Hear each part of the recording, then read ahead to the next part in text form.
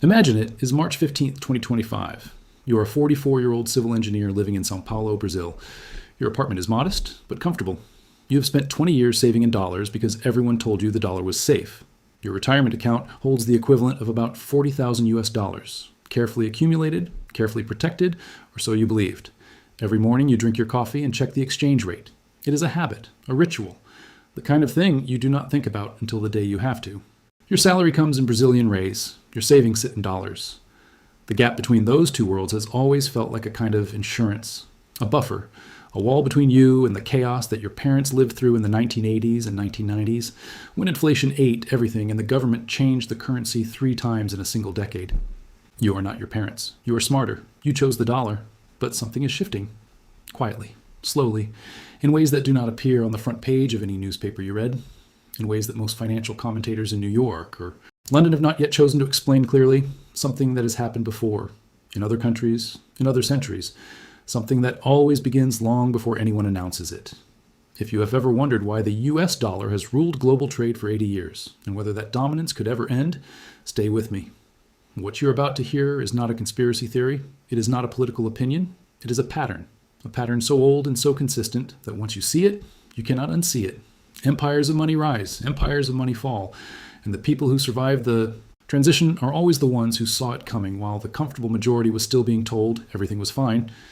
If you find value in this kind of deep historical clarity, subscribing takes 2 seconds and keeps you ahead of what most people never see coming. Now, back to the story, back to that engineer in Sao Paulo, because what is happening around him right now in the corridors of government buildings in Moscow and Beijing and Riyadh and Brasilia, in the currency swap, agreements being quietly signed between central banks, and the new payment systems being tested away from American oversight, all of it connects to a pattern that has played out before, not once, multiple times. And it always begins the same way, with an alliance no one takes seriously, until it is too late to ignore.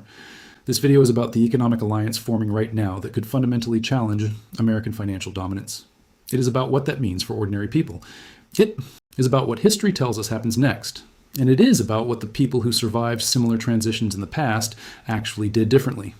Before we go further, there is something important to understand about why the dollar became the world's dominant currency in the first place.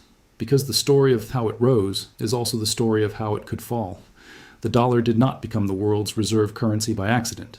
A reserve currency is simply the money that most countries choose to hold in their bank vaults and use to pay for international trade. Think of it like this. Imagine the whole world is one giant marketplace.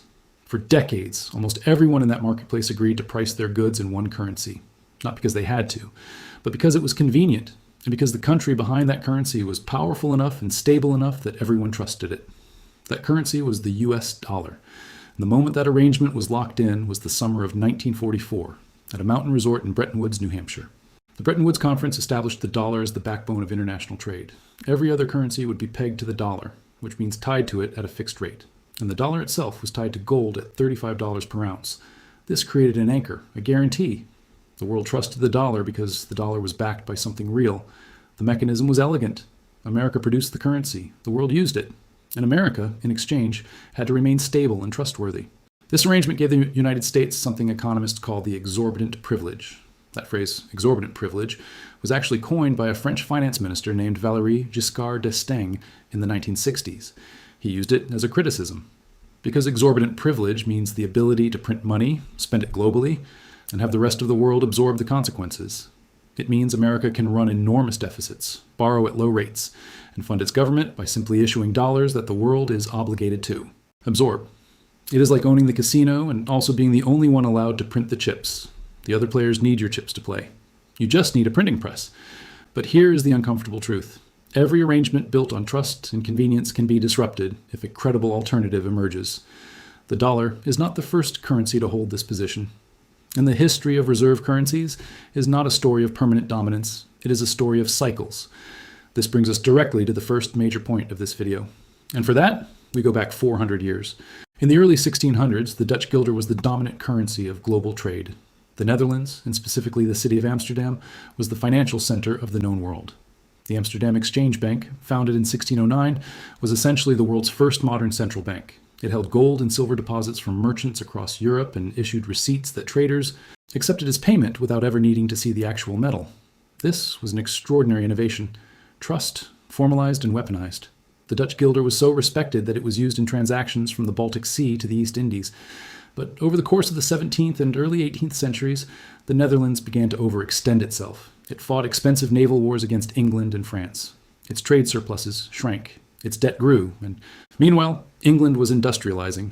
England was building a global empire of its own. The Bank of England was founded in 1694. By the mid-1700s, the British pound sterling was beginning to displace the guilder in international trade.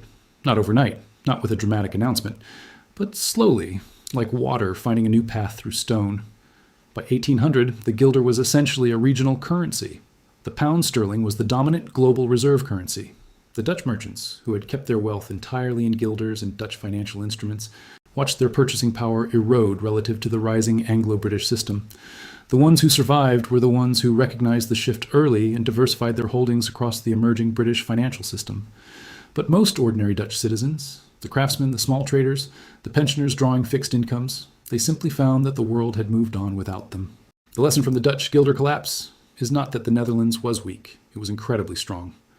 The lesson is that economic dominance depends not just on past strength, but on whether the architecture of the system still serves the interests of the participants. When enough participants decide the architecture needs to change, it changes. Slowly at first, then faster than anyone expected. Now here is something I want you to think about before we go further. When the Dutch guilder lost its status as the dominant reserve currency, the process took nearly a century. But the damage to ordinary people who were overexposed to it was done in a fraction of that time. Not because of a single dramatic crash, but because of a slow, grinding decline in relevance that most people refused to take seriously until it was too late. Here's the question I want you to sit with. If you knew that the currency your savings were denominated in was beginning a multi-decade decline in global relevance, how would you know? What would the early warning signs look like?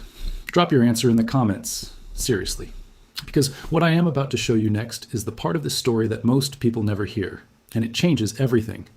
The second major historical example brings us to the British pound sterling, because the story of how the pound lost its reserve currency status is the single most relevant historical analogy to what is happening with the US dollar today. And it is full of details that mainstream financial media almost never discusses. At the height of British imperial power in the late 19th century, the pound sterling was the currency of roughly 40% of world trade. The British Empire was the largest in history. The City of London was the financial capital of the world. British banks financed railways in Argentina, cotton mills in India, and rubber plantations in Malaysia. The pound was not just a currency. It was a statement about civilization, about power, about permanence. Then came the First World War. Between 1914 and 1918, Britain spent approximately 11 billion pounds on the war. In today's money, that is roughly $1 trillion. It borrowed massively from the United States. It liquidated foreign assets. It ran up enormous debts. And when the war ended, Britain was technically still the most powerful empire in the world. But it was financially hollowed out. The rot was in the beams, not on the surface. The United States, meanwhile, had emerged from the First World War as a net creditor nation. That means other countries owed money to America rather than the reverse. The U.S. had the gold. The U.S. had the industrial capacity. And American financial institutions were quietly, methodically building the infrastructure to support a global reserve currency of their own. Britain tried to maintain the illusion of pound supremacy. In 1925, the British government returned to the gold standard at the pre-war rate of $4.86 to the pound. This was a catastrophic mistake. It made British exports artificially expensive and crushed British industry. Unemployment rose. Wages were cut. The famous general strike of 1926, when nearly 2 million British workers walked off the job, was a direct consequence of this financial mismanagement. Ordinary workers paid the price of the government's attempt to maintain monetary prestige. The final collapse came after World War II. By 1945, Britain had borrowed so heavily from the United States that its financial independence was effectively gone. The Bretton Woods Conference in 1944 formalized what had already become reality. The dollar replaced the pound as the world's reserve currency. And in 1967, when Britain devalued the pound by 14% overnight, Prime Minister Harold Wilson went on television and told the British public that the pound in their pocket had not lost its value. It was one of the most famous and widely disbelieved statements in modern political history. Ordinary British savers who held their wealth in pounds, who trusted the system, lost 14% of their purchasing power in a single evening, not because of anything they did, but because of decisions made in rooms they were never invited into. This leads to the second part of the story.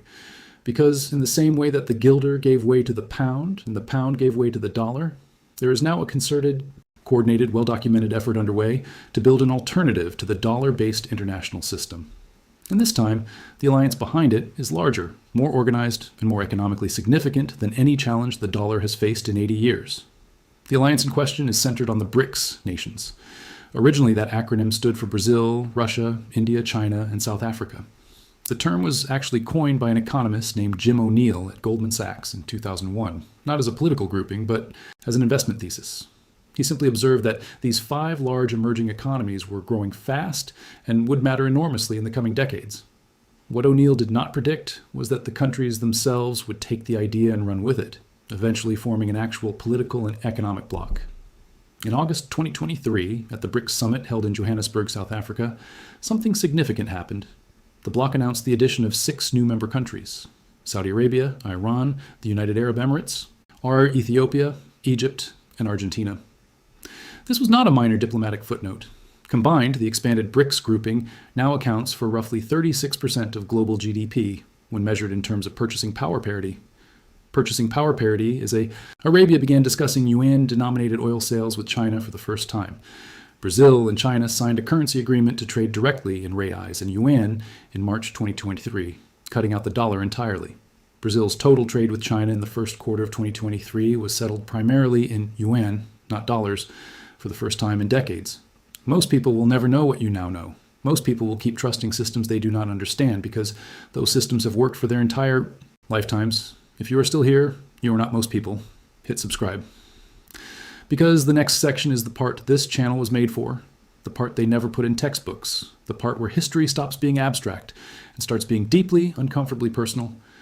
Now observe what all of these cases have in common: the Dutch guilder, the British pound, the dollar-dependent economies of the post-Soviet world. In every single case, the decline of a dominant financial system followed the same sequence of steps. First, the dominant power overextended itself. It spent more than it produced. It borrowed more than it could comfortably repay. It used its financial system as a weapon against rivals and allies alike. Second, rivals who were excluded or threatened by the dominant system began building alternative infrastructure. Not publicly, not dramatically, quietly, patiently, systematically. Third, a critical mass of participants decided that the alternative system offered enough functionality to be worth switching to, even partially. And fourth, the tipping point arrived: not a single dramatic moment, but a cascade.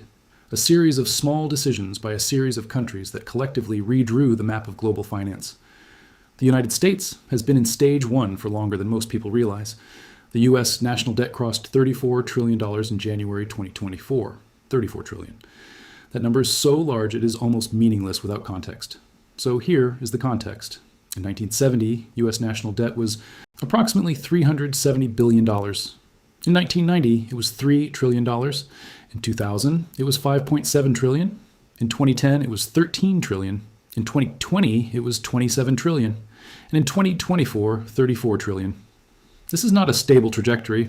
This is a curve that bends upward with increasing velocity. And it is financed, in large part, by the rest of the world's willingness to hold dollars. The moment that willingness diminishes, the financing of American deficits becomes dramatically more expensive. The U.S. has also used the dollar as a geopolitical weapon with increasing frequency. Between 2000 and 2021, the United States imposed sanctions on more countries, more individuals, and more entities than at any previous point in its history. The number of active U.S. sanctions programs tripled between 2000 and 2021, and each use of the dollar as a weapon gave non-dollar countries another reason to build alternatives. This is where history gets uncomfortable, because the people who pay the price when a reserve currency begins its decline are almost never the wealthy and the powerful.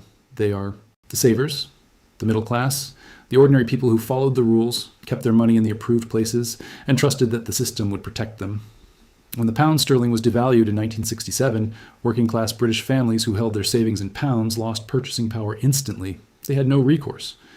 When the dollar briefly lost confidence during the stagflation crisis of the 1970s, the decade when oil prices quadrupled and inflation in the United States hit 13%, it was ordinary American families who saw their savings eroded, while corporations and financial institutions found ways to hedge against inflation. Hedge means to protect yourself financially against a loss by making an offsetting investment. Ordinary people generally cannot hedge. They just absorb the loss. The most visceral recent example of what happens to ordinary people when a financial system collapses around them comes from Lebanon. In 2019, Lebanon's banking system effectively collapsed under the weight of decades of mismanagement, corruption, and a currency peg that had become impossible to maintain. The Lebanese pound, pegged to the dollar at 100 to 1 for over 2 decades, collapsed to over 90,000 to 1 by late 2022. That is a loss of purchasing power of roughly 98% in 3 years. Lebanese citizens watched their dollar deposits, which Lebanese banks had promised were dollar accounts, become inaccessible.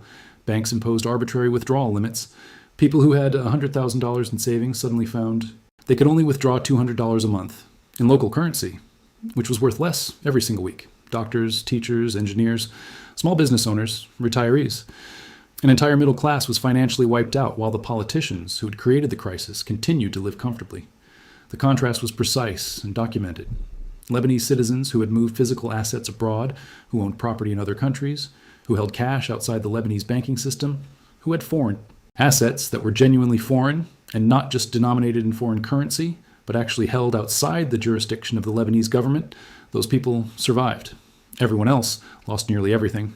The pattern is consistent across history. When a financial system built on trust begins to unravel, the people most deeply embedded in that system suffer the most. The people who had the awareness, the resources, and the access to step outside the system beforehand walk away with something. The question is not whether this pattern will repeat. History has already answered that. Every dominant financial system eventually faces a challenge. Some survive the challenge, some do not. The only question is whether you will see the challenge forming before it resolves itself. If this channel helps you think differently about the world you live in, subscribe. It costs nothing, and it might change everything. The historical record shows that those who came through periods of reserve currency transition largely shared several characteristics. This is not financial advice. This is pattern recognition. You know what historians and economists can observe looking backward is what behavior tended to separate the survivors from those who lost everything. The first characteristic is geographic diversification of assets. In every major currency transition on record, the people who held all of their wealth within the jurisdiction of the declining currency power suffered the most. When the pound was declining in the 1960s, British citizens who held assets denominated in dollars and gold and Swiss francs maintained purchasing power significantly better than those entirely exposed to the pound. When Argentine citizens faced the 2001 peso devaluation, where the peso was forcibly converted from a 1-to-1 dollar peg to eventually 3-to-1, those who had physical dollars held outside the Argentine banking system, sometimes literally in their homes, retained value. Those who trusted the banks lost everything when deposits were forcibly converted at the old exchange rate. The second characteristic is a preference for tangible or productive assets over purely financial ones. In Weimar Germany in 1923, when hyperinflation made the German mark worthless faster than the government could print new denominations, people who owned farmland, factories, machinery, or hard commodities like gold retained real wealth. People who held paper financial instruments, savings accounts, bonds, pension funds denominated in marks, found those instruments worthless within months. The speed of the German hyperinflation was extraordinary. In January 1923, a loaf of bread cost 250 marks. By November 1923, the same loaf cost 200 billion marks. Within a single year, the entire financial savings of the German middle class were obliterated. The third characteristic, and this one surprises people when they encounter it in the historical record, is that the survivors tended to maintain optionality. They kept choices open rather than committing entirely to any single system. The merchants and financiers who navigated the transition from the Dutch guilder to the pound sterling were almost universally people who maintained relationships and assets in both systems simultaneously. They did not abandon the guilder dramatically or make a public statement about the pound's superiority. They quietly maintained dual footholds. They kept dealing in guilders when guilders were useful. They expanded into sterling when sterling was gaining ground. They did not try to time the transition precisely. They simply refused to be entirely dependent on any single system. This brings us back to that engineer in Sao Paulo. Back to March 2025. Back to the man drinking his coffee, checking the exchange rate, holding his $40,000 as if it were a life raft. What happened to him is the same thing that happens to most ordinary people during financial transitions. Not a dramatic collapse, not a single day of catastrophe, but a slow realization accumulating over months and years that the rules of the world he had built his financial life around were being quietly rewritten by people in rooms he would never enter. The dollar did not collapse in 2025. That is not what this story is claiming. The dollar is still the dominant global reserve currency as this script is written. American financial institutions are still the most powerful on earth. The United States is still the largest economy in the world by nominal measure. None of that has changed overnight. But something has shifted beneath the surface. The share of global currency reserves held in US dollars has declined from over 70% in 2000 to roughly 58% in recent years, according to IMF data. That may sound small. It is not small. That is 12 percentage points of the entire world's foreign currency reserves moving away from the dollar over 2 decades. Slowly, quietly, consistently, in the same direction. Like water finding a new path. Not a flood, just a trickle. But a trickle that has been flowing in the same direction without interruption for 25 years. The BRICS nations have committed, at least in official communiques, to developing a new payment system that bypasses SWIFT. China's yuan is now the 5th most used currency in international payments, up from nearly 0 a decade ago. India has signed rupee trade agreements with 18 countries. The Gulf states are openly discussing yuan-denominated oil contracts. And in February 2023, China and Russia announced that 60% of their bilateral trade was being settled in rubles and yuan rather than dollars. Collapse is not a fire. It is a river changing course. You do not feel it in a single moment. You feel it in the accumulation of small redirections. A tributary moving. A bank. Eroding. A delta forming where there was once a single channel. And by the time the change becomes visible and undeniable, the river has already moved. The map is already wrong. That engineer in Sao Paulo, watching his dollar savings, following the exchange rate every morning, is not helpless.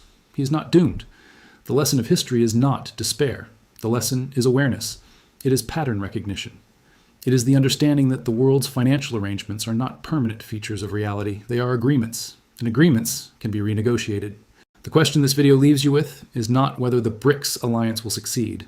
That is a question only time can answer. The question is whether you are the kind of person who waits to be told by official sources that a transition has occurred, by which point the transition is already complete, or whether you are the kind of person who looks at the historical record, recognizes the pattern, and begins to think differently before the announcement is made. History does not repeat exactly, but it rhymes with extraordinary precision. The pattern of reserve currency transitions, from the guilder to the pound to the dollar, each taking decades, each beginning with an alternative alliance that no one took seriously, each ultimately reshaping the lives of ordinary people who trusted the old system too completely and too long. That pattern is one of the most reliable in the entire historical record. This video is historical and educational analysis. It is not financial advice. Every individual situation is different. The circumstances of any future financial transition are not predictable with precision. Please consult a qualified financial professional before making any financial decision based on historical patterns or the information presented here. This video is not for everyone. Most people will dismiss it. They will say the dollar is too powerful to be challenged. They said the same about the pound in 1920. They said the same about the guilder in 1700. Most people will keep assuming that what has been true for their lifetime will be true for the rest of their lives. But if one person in your life needs to hear this, share it with them. Not because it will change the world, because it might change their world. Subscribe for more, and I will see you in the next one.